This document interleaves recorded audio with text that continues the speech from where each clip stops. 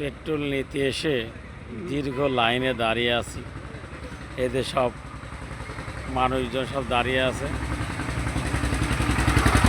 সকাল 8টায় এসেছি, এখনও 10টা বেজে গেছে, তাও লাইনে আছি।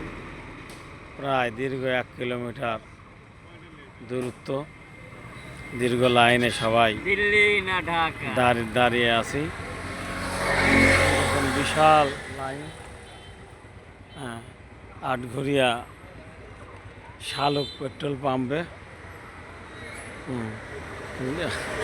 আমরা দাঁড়িয়ে আছি দীর্ঘ লাইন ধরে। দীর্ঘ লাইনে। এই যে আমার আরিফও তেল নিতে আসে, আরিফও তেল নিতে আসে।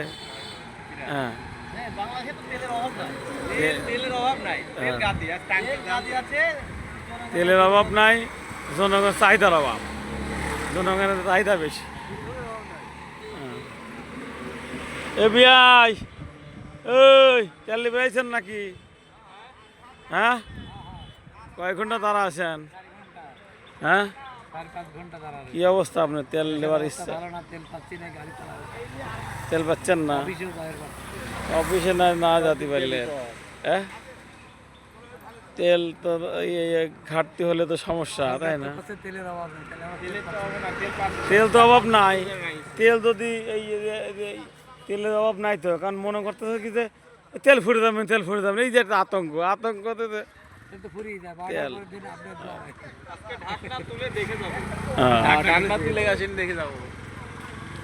এই যে তেল নেওয়ার জন্য মিনিমাম 500 হুন্ডা সিরিয়ালে দাঁড়িয়ে আছে। এখন তেল না নেওয়া পর্যন্ত যাওয়া যাবে না। মোটর সাইকেলে তেলও নাই।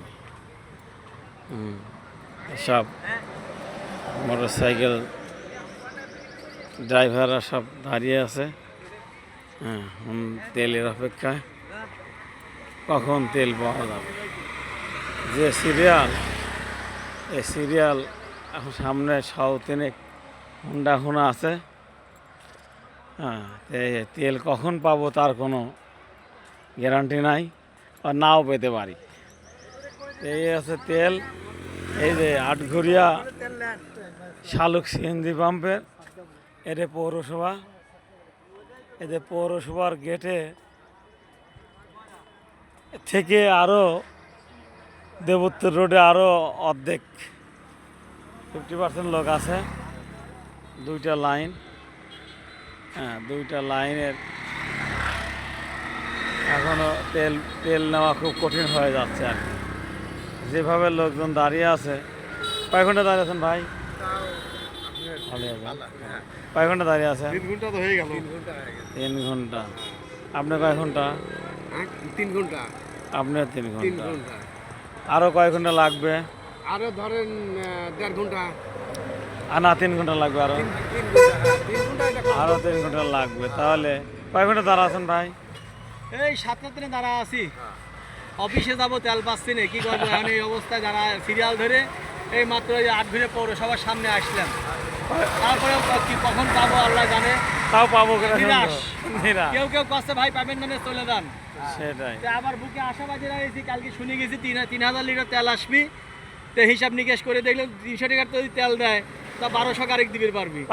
আমরা পাবো আর হ্যাঁ, পাবো আর কি। এই আশাই দাঁড়া। এখন যারা সিরিয়ালে আছে তারা পাবে, আশা করতেছি। এর 10টার পরে সিরিয়াল মনে পাবে না। যদি সিন্ডিকেট করে তাহলে তো আর মনে করেন যে তেল পাওয়া সমস্যা। এখন কি হচ্ছে ওখানে তো আমার যাই নাই। সেটাই। এই যে আমি এখনো প্রায় আধা কিলোমিটার দূরে আমি দাঁড়িয়ে আছি। এই আর ব্যবস্থা শুনি এইদিকে দেয় শেষ করে দেই। এই পৌরসভার গেটে দেখছেন, পৌরসভা আটঘরিয়া পৌরসভার গেটে এখনো এই পাশে আধা কিলোমিটার, পাশে আধা কিলোমিটার লোক।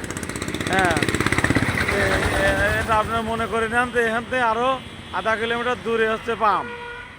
এদিকে আধা কিলোমিটার, এদিকে আরও আধা কিলোমিটার।